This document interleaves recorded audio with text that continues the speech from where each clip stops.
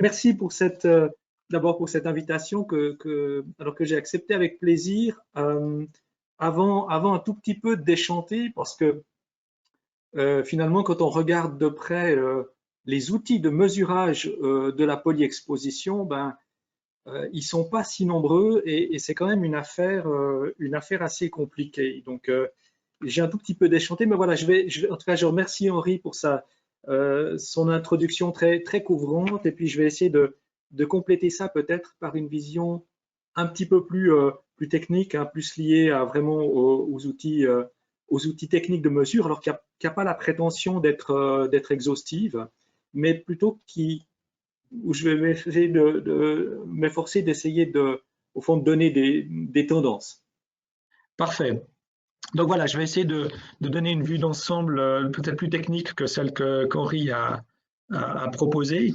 Alors je vous disais, la difficulté, au fond, elle est liée à un caractère très polymorphe de la polyexposition.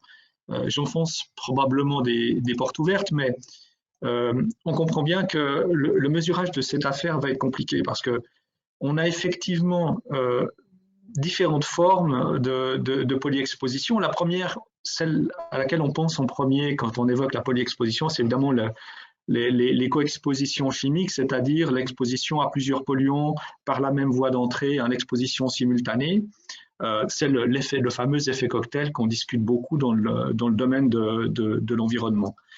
Mais il n'y a pas que ça, il y a évidemment l'exposition agrégée, c'est-à-dire celle qui va concerner plusieurs voie d'entrée, et puis celle qui, au fond, est liée à des successions d'événements. On sait maintenant que les expositions sont de plus en plus diffuses avec, au fond, la complexification des tâches et la démultiplication des sources de pollution. On n'est plus tellement sur des grosses expositions massives à un polluant unique, on a plutôt des phénomènes plus diffus. C'est la coiffeuse qui va utiliser 10, 20 produits cosmétiques durant sa journée. Eh bien, ces effets-là, ils sont beaucoup plus difficiles à évaluer. Alors, il y a un effet évidemment de cocktail, qui est une coexposition pure, et puis il y a un effet de cumul dans le temps. On sait collecter des données par rapport à cette temporalité-là, par rapport aux différentes activités professionnelles exercées, mais on sait beaucoup moins la mesurer, en faire quelque chose en termes évidemment d'interprétation. Et puis après, alors il y a une autre forme encore de coexposition, ce qui est lié à des agents différents. Évidemment, on pense tout de suite aux effets synergétiques qu'on peut avoir, par exemple, entre certains solvants et le bruit, à l'autotoxicité. Il y aura, je crois, une présentation là-dessus un peu plus tard. Et donc, on comprend bien que le polymorphisme, au fond, de la polyexposition va rendre les outils de mesurage très, très compliqués. Et puis, la première chose qu'on sait, quand on fait de la mesure de terrain, la première chose qu'on apprend, parfois à ses dépens, c'est au fond, c'est très bien de mesurer, mais qu'est-ce que je vais bien pouvoir faire des résultats? Et si derrière, il n'y a pas les outils d'interprétation pour se faire cette analyse, eh bien, je vais surtout créer des attentes que je pourrais pas assouvir. Et c'est un tout petit peu ce qui peut se passer dans le domaine des polyexpositions, je pense. Alors, le premier outil tout simple, et là j'enfonce une porte ouverte, c'est la surveillance biologique. Vous êtes tous, la médecine du travail est très développée en France, beaucoup plus développée en tout cas qu'en Suisse. Vous êtes tous quasiment des spécialistes de la surveillance biologique. Je ne vais pas vous expliquer comment ça fonctionne, mais je pense que c'est au fond un des premiers outils, alors peut-être un petit peu embryonnaire par certains côtés, de mesure de la polyexposition. Alors, il permet en fait surtout de mesurer les expositions à une même substance par des voies d'entrée multiples. C'est d'ailleurs la solution qu'on privilégie quand on soupçonne par exemple à la fois une voie d'entrée par inhalation puis une voie d'entrée cutanée.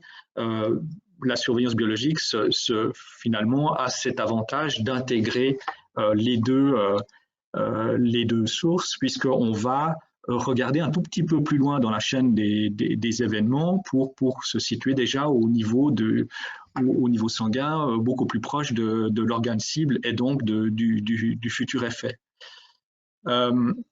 Alors, en général, c'est pour une substance, mais pas que, hein, puisque si on a de la chance de tomber sur un métabolite qui lui, est représentatif de plusieurs expositions, ça peut marcher. Alors, sauf que, évidemment, on a souvent là une difficulté d'interprétation des résultats. Alors, les grands avantages de cette technique, bien évidemment, c'est la proximité au fond de la dose interne que ça amène, hein, donc vraiment une mesure de l'exposition qui est plus proche de la réalité, qui est agrégée, donc qui va tenir compte de différentes sources, de différentes voies d'entrée. Après, les limites, je pense que vous les connaissez bien. En tout cas, la première, on a un nombre d'indicateurs biologiques de référence qui sont assez limités. Alors, on n'a déjà pas beaucoup, hein, d'une façon générale, au fond de polluants qui sont réglementés ou pour lesquels on a des indicateurs quantitatifs d'exposition aérien, en tout cas par rapport au nombre de polluants qui sont au nombre de substances chimiques qui sont sur le marché. Eh bien, c'est encore plus vrai pour les indicateurs de surveillance biologique qui ne sont pas évidents à mettre en place. Notamment à cause des problèmes de variabilité, hein, de variabilité biologique que ça pose. Donc, on a finalement peu de situations dans lesquelles ces indicateurs peuvent être utilisés. Et puis, il y a une vraie difficulté, je pense, cinétique dans la temporalité de la mesure par rapport à la temporalité de l'exposition qui limite un petit peu le champ d'action. Alors, ces limites cinétiques, on les connaît puisqu'on sait qu'on doit, qu'on a des périodes à laquelle on doit prélever pour avoir quelque chose de représentatif de l'exposition. Ça, c'est vrai pour tous les indicateurs de surveillance biologique. Alors, ce qui est un tout petit peu sournois, c'est que et je voulais vous rendre attentif à ça, c'est que au fond, on utilise la surveillance biologique comme un marqueur de l'exposition agrégée, mais je pense qu'il faut quand même avoir bien conscience que les différentes voies d'entrée posent des cinétiques qui sont souvent différentes. Et donc, le résultat, c'est que vous allez avoir un prélèvement idéal, au fond, qui peut varier en fonction de la voie d'entrée. Et donc, lorsque vous êtes sur un polluant qui entre à la fois par une voie inhalée ou une voie orale et une voie cutanée, eh bien, c'est pas aussi simple que ça de déterminer le bon moment du prélèvement. Alors, je peux essayer d'illustrer un tout petit peu la chose en reprenant des travaux qui sont en cours chez nous, qui sont des travaux sur le passage cutané du bisphénol. Le bisphénol, vous savez, il y a des discussions notamment sur la transmission cutanée par rapport aux gens qui utilisent, aux caissières de supermarché ou aux gens qui utilisent des encres d'imprimerie thermique. Et puis, la question c'est, est-ce que cette exposition-là, elle est relevante et quand est-ce qu'il faut la mesurer. Alors on a développé sur la base de données expérimentales de perméation cutanée, hein, sur la peau humaine, donc c'est quelque chose d'assez représentatif. Et puis sur ce qu'on savait des modèles toxicocinétiques d'inhalation et d'absorption par la voie orale, on a essayé de conduire quelques simulations. Alors je vous en montre une qui est assez intéressante. Ça, c'est donc je ne sais pas si vous voyez ma souris. Alors disons l'image en haut à gauche, c'est un dosing oral où on va, après quelques heures à intervalles réguliers, faire absorber du bisphénol en solution par la voie orale. Alors c'est des quantités très faibles, hein, des concentrations qui se mesurent en nanogrammes par kilo et par jour. Et puis, parallèlement, on va prendre nos données expérimentales sur l'exposition cutanée et conduire une exposition qui est finalement assez représentative de ce qu'on va trouver dans une encre thermique sur un contact au doigt. Et puis on va mélanger les deux, c'est-à-dire qu'on va alimenter le modèle toxicocinétique avec les deux voies d'entrée. Et en fait, on distingue très bien ces deux voies d'entrée sur le résultat. On le voit dans le flux sanguin, et puis on le voit encore mieux ici dans les concentrations qui sont simulées dans le foie en l'occurrence. Et ce que vous voyez, c'est pas une dose unique avec une cinétique unique, c'est clairement deux cinétiques qui sont bien distinctes. Alors vous me direz, oui, mais c'est parce que l'exposition avait des cinétiques différentes. Hein. Ici, on a vraiment un contact prolongé sur le dermal, alors qu'on a des shots de boisson sur l'oral. Mais vous voyez aussi une montée très très lente en fait du dermal, avec un décalage. Hein, on n'est pas encore à la crête après 50 heures d'exposition, alors que en réalité, dans la moitié de ce temps-là, on était déjà au maximum du flux de perméation, cutanée, enfin, en tout cas de l'exposition cutanée. Et donc, ça signifie qu'il y a plusieurs heures en fait de latence dans le processus de passage percutané, ce qui perturbe en fait la cinétique initiale prévue par la voie orale. Et donc, je vous rends attentif au fait que les modèles toxicocinétiques qu'on utilise pour déterminer au fond la bonne période de prélèvement et les temps de demi-vie, ils sont essentiellement basés sur des expériences faites par inhalation ou par voie orale, qu'on extrapole au fond à des expositions agrégées par la voie cutanée, mais que la voie cutanée elle-même, en fait, a une latence qui peut être très très longue, parfois de plus de 10 heures, avant que le flux maximal de perméation se mette en place. Et donc ça va aussi perturber un peu notre cinétique. Donc une mesure agrégée, certes, mais une mesure agrégée qui n'est pas toujours aussi facile que ça à interpréter. Voilà, alors ça c'est l'indicateur biologique qu'on connaît bien. Après, une autre façon de procéder, si on veut être un peu plus couvrant, c'est de regarder encore un peu plus loin dans le processus, au fond, dans la cascade des effets, c'est d'aller chercher des indicateurs de stress de l'organisme ou des indicateurs précoces d'effet. L'un des plus connus d'entre eux, probablement, c'est le stress oxydatif. Donc le stress oxydatif, c'est la mesure au fond de l'agression du corps aux espèces réactives de l'oxygène qui sont souvent créées par les polluants exogènes. Si vous inhalez en particulier des polluants particulaires, des polluants atmosphériques, eh bien vous allez créer un certain nombre d'espèces réactives de l'oxygène qui vont perturber la balance redox de votre organisme. Et cette balance redox, on peut la mesurer soit directement en regardant le potentiel oxydatif au fond du polluant, soit en regardant les espèces ROS produites par ces réactions radicalaires dans l'organisme. Ça, c'est les deux possibilités, l'un étant plutôt finalement un marqueur d'exposition, l'autre étant un marqueur d'effet. Alors, l'immense avantage de ce type d'approche, c'est qu'on est un peu plus loin dans la cascade des événements, on est encore beaucoup plus proche de l'organe cible, et que, du coup, on est quelque chose sur quelque chose d'assez représentatif du stress subi par l'organisme, j'ai déjà mentionné, mais surtout qui est commun à un certain nombre de polluants.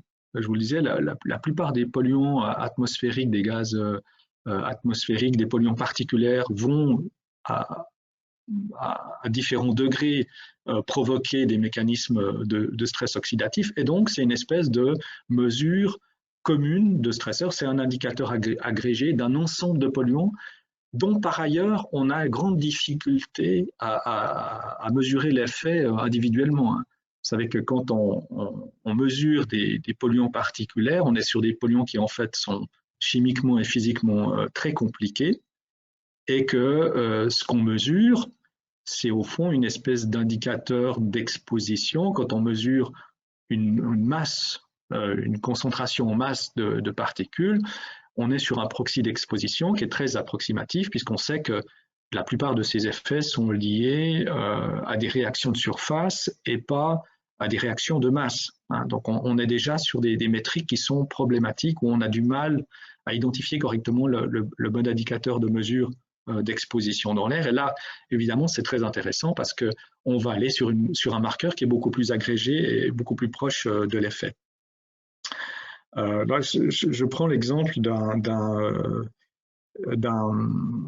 d'une expérience qu'on fait avec de choses qu'on a développées au niveau pulmonaire, notamment au niveau de l'air exhalé, où on va rechercher les marqueurs d'effet de présence de ROS dans l'air exhalé suite à des expositions particulières.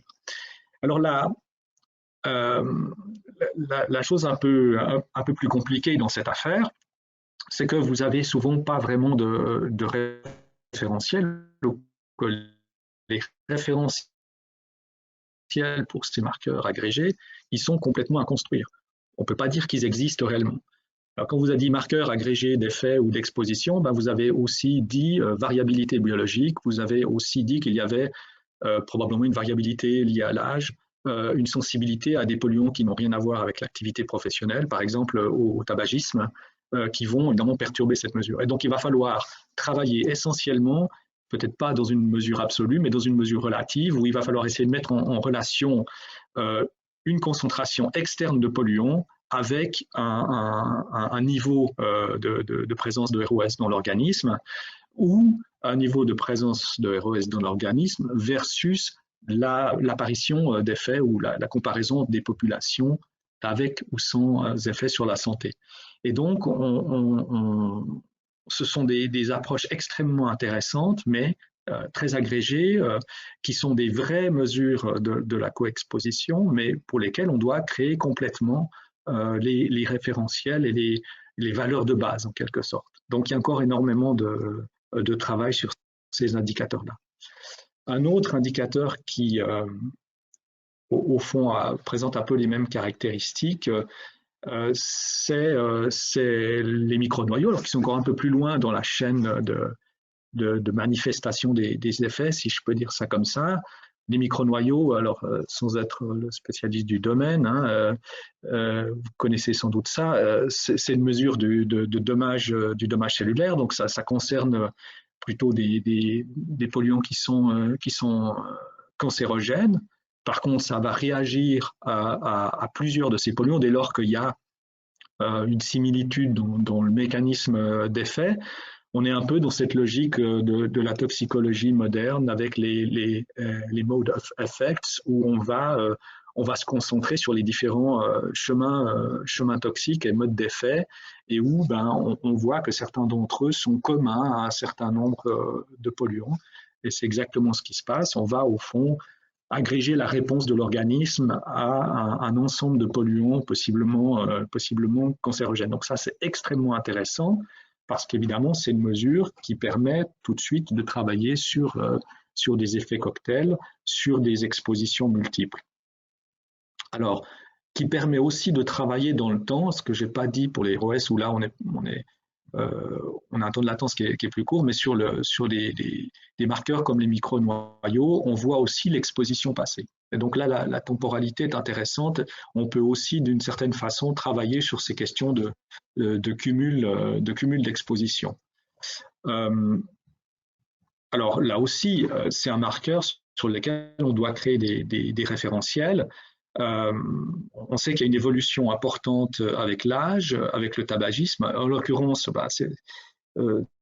c'est des comptages au microscope, donc c'est quelque chose d'extrêmement fastidieux. Il faut sans compter des centaines de champs pour voir, ou des milliers de champs pour voir quelques cellules, quelques micronoyaux, donc ça reste des indicateurs assez fastidieux à évaluer. Alors, il y a maintenant des techniques de reconnaissance d'images automatisées qui permettent d'aller un tout petit peu plus vite là-dessus.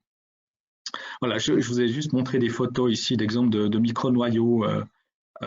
C'était pour cette fois-ci des cellules nasales chez les travailleurs du bois, puisque vous savez que les particules de bois provoquent des cancers du nasopharynx. Eh bien, on peut voir apparaître chez les travailleurs, chez les gens qui travaillent avec le bois sur le long terme, on peut voir apparaître davantage de micronoyaux que dans une population de base qui est non fumeurs.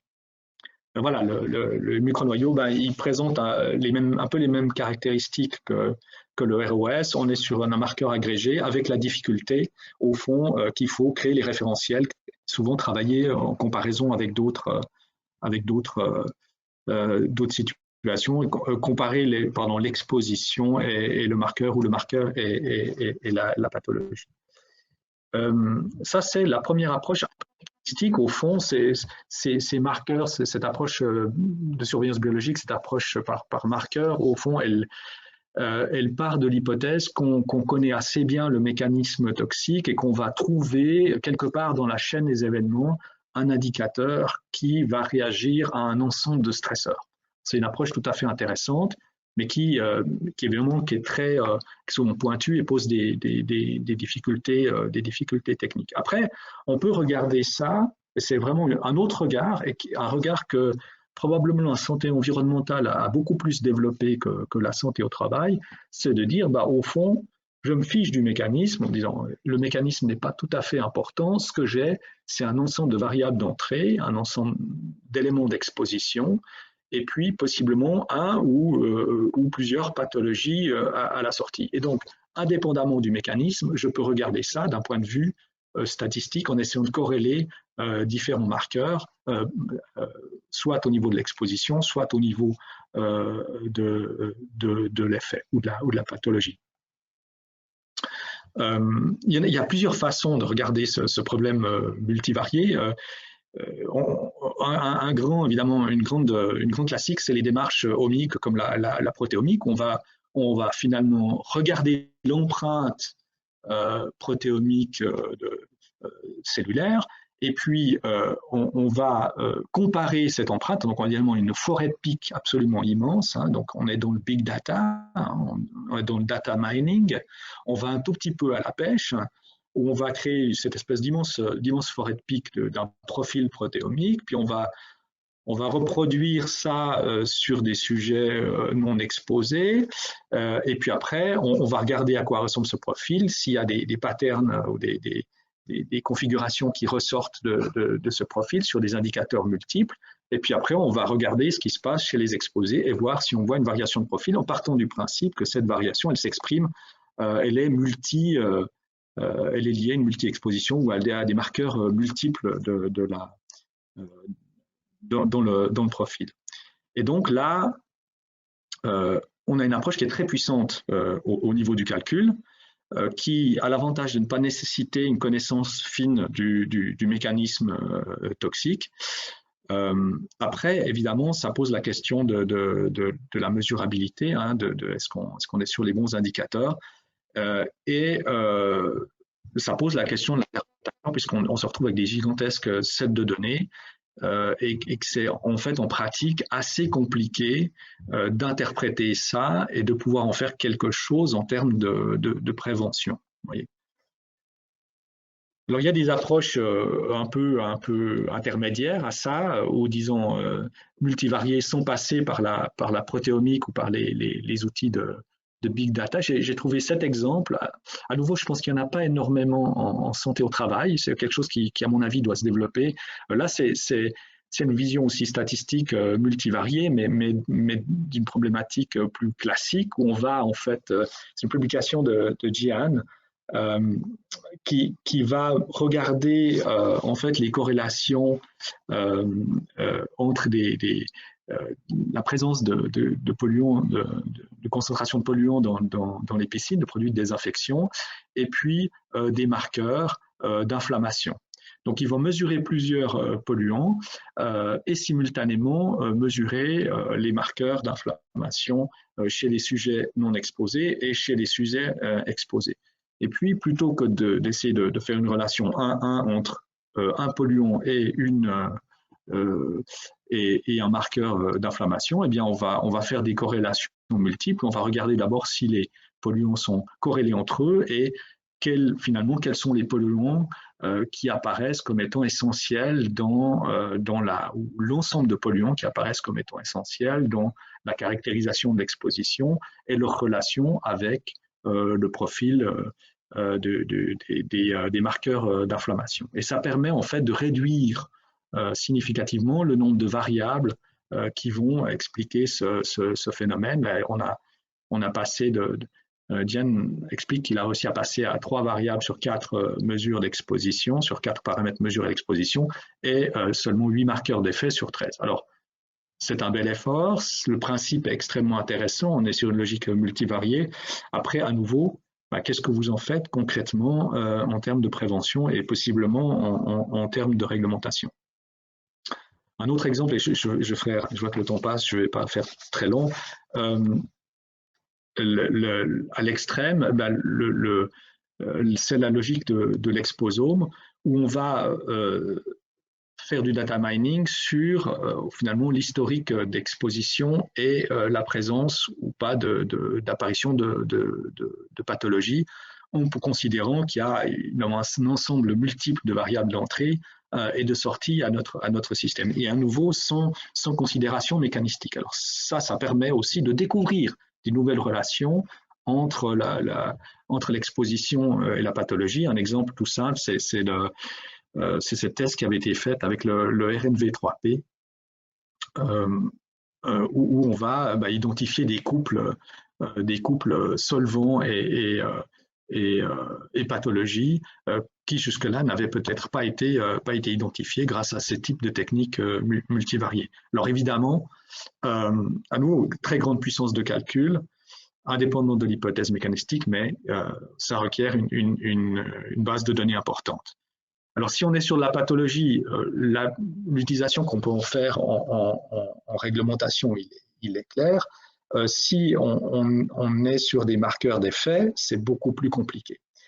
Et je pense que là, je pense qu'il faut faire une petite parenthèse, enfin une moyenne parenthèse sur la question des outils réglementaires. Parce que développer nos outils de mesure de la polyexposition, ça sous-entend que derrière, nous avons changé notre paradigme réglementaire parce que sinon, ça va être très compliqué à utiliser. Je crois qu'il faut peut-être commencer par là. Notre paradigme actuel réglementaire, il est basé sur une logique d'exposition unique. Je m'explique, peut-être certains d'entre vous connaissent ce schéma, c'est le fonctionnement du SCUL, du comité qui évalue les valeurs limites au niveau européen. Chaque pays a son comité, mais le processus est un tout petit peu le même. Il y a un comité d'experts, il y a une priorisation de la liste des substances d'intérêt, puis après on va faire une relation dose-réponse pour établir une valeur réglementaire. Eh bien, la première étape de ce processus, c'est une logique d'entrée par substance. Et je dis bien par substance au singulier, puisque au fond, les critères d'identification des priorités pour les substances auxquelles on doit fixer une valeur réglementaire, ce sont des critères d'endogénosité, de tonnage, de nombre d'exposés potentiels. Ce ne sont pas des critères de polyexposition. Ce sont des critères qui vont conduire à la choix d'une substance unique. Et donc, quand on saisit l'ANSES pour réglementer sur un polluant, on ne leur demande pas de réglementer sur le stress oxydatif, on leur demande de réglementer sur un polluant unique avec une logique de relation dose-réponse. Un polluant égale une réponse, j'ai ma belle courbe, idéalement une benchmark dose. Quand je n'ai pas ma benchmark dose, je dérive une OEL, une l'OEL, mais je sors une valeur réglementaire. Mais le seuil quantitatif, donc le fameux qui va déboucher le point of departure, le point de départ de l'analyse toxicologique qui va déboucher sur la valeur d'exposition aérienne, eh bien, elle est sous-tendue par cette notion de relation dose-réponse qui est à nouveau monopolluant. Et donc, tant qu'on ne sort pas de ce paradigme-là, on va avoir beaucoup de difficultés en fait à utiliser les outils qui s'offrent à nous, notamment les outils multivariés pour évaluer la polyexposition. Alors, il y a quelques polluants qu'on sait mesurer sous forme agrégée, mais c'est simplement parce qu'ils se présentent déjà sous forme de mélange et pas sous forme de substance unique. Quand vous mélangez, quand vous jugez l'exposition à l'ensemble des HAP sur l'indicateur de basoapyrène, en fait, vous faites déjà une mesure agrégée de l'exposition. C'est d'une certaine façon le cas pour la définition de la fibre d'amiante de l'OMS où, au fond, vous agrégez un indicateur qui couvre tout un tas d'expositions, notamment des expositions qui ne sont même pas décomptées dans cet indicateur, comme les fibres courtes. Mais ça reste une exception. Et pour l'essentiel, on est dans cette logique one-to-one qui nous conduit à essayer de bricoler après des outils d'interprétation du cumul d'expositions basés sur les indices. Le cumul d'indices par rapport à la valeur limite, hein, c'est le fameux outil MIXI que vous connaissez, où on va, lorsqu'il y a un effet, un mécanisme toxique similaire à un organe cible similaire, on va cumuler le rapport entre la concentration d'exposition et la valeur réglementaire à une polluant unique, ce qui de facto suppose un effet additif. Donc c'est un modèle qui est très compliqué à mettre en place parce qu'il faut une compréhension fine du mécanisme toxique. Et à nouveau, on essaie de bricoler autour d'un paradigme qui, au fond, était probablement erroné au départ, en tout cas, était largement limité. Alors après, l'autre façon de bricoler est de tourner autour de cette limite de paradigme, si vous voulez, c'est de rajouter des notations qu'on colle aux valeurs réglementaires dans l'air, comme l'autotoxicité, où on ajoute des indices de danger à la valeur limite réglementaire pour indiquer une possible polyexposition, une possible synergie. Et donc, on bricole beaucoup autour de ces notions-là pour recoller au fond une polyexposition à un mécanisme réglementaire qui est essentiellement pensé comme étant lié à une exposition unique. Et je crois que c'est un peu le péché originel, si je peux dire ça comme ça. Alors, en faisant cette présentation, je n'ai pas pu m'empêcher, je terminerai par ça, de penser à cette analogie avec la discussion qu'on avait il y a plusieurs dizaines d'années sur les accidents. Dans les accidents professionnels et industriels, on avait il y a 30 ans cette vision du modèle de l'accident par événement simple. Il y a une cause et puis une conséquence, ou une chaîne d'événements simples. Alors, elle est encore très, très utilisée. J'ai encore vu cette discussion du modèle, alors, je ne sais pas pourquoi on appelle ça le modèle du fromage suisse, parce que le gruyère n'a pas de trou, mais donc où on a cette logique de dire il y a une source de danger unique, et puis pif paf pouf, il y a des barrières qui sont franchies, et ça conduit à la conséquence. Et puis si les trous sont alignés, c'est-à-dire si les barrières sont pas adéquates, eh bien on va pouvoir conduire à un accident. Ça, c'est une logique totalement linéaire, qui est un peu dans cette même optique, exposition unique et effet unique. Dans la réalité, on sait que les accidents sont liés, et on a maintenant des outils pour aborder ça. On sait que les accidents sont liés à des événements qui sont beaucoup plus complexes que ça, notamment des chaînes d'événements branchés ou des séquences multilinéaires d'événements, et qu'on ne peut pas du tout aborder les grands accidents complexes avec des modèles du type événement unique ou modèle du fromage suisse. Voilà. Donc, en résumé, pour moi, il y a deux grandes familles d'approches des outils de mesure de la polyexposition. Une logique un peu mécanistique qui, au fond, qui part de la connaissance du mécanisme toxique pour trouver un indicateur de polyexposition. Et puis une méthode statistique qui, elle, fonctionne sur l'idée de la boîte noire avec une logique de variables d'entrée multiples et possiblement de variables de sortie multiples qui, à mon avis, encore sous-exploitée dans le domaine de la santé au travail, probablement sous-exploitée parce que, en fait, ces résultats sont très difficiles à mettre en œuvre dans un contexte réglementaire. Je me souviens encore, comme si c'était hier, la discussion sur les nanomatériaux qui, au fond, ont aussi challengé cette vision polluant unique, effet unique du domaine réglementaire européen. Et donc, je crois qu'on doit faire évoluer le paradigme de cadrage pour aller probablement un peu plus loin. Voilà, merci de votre attention. Je sais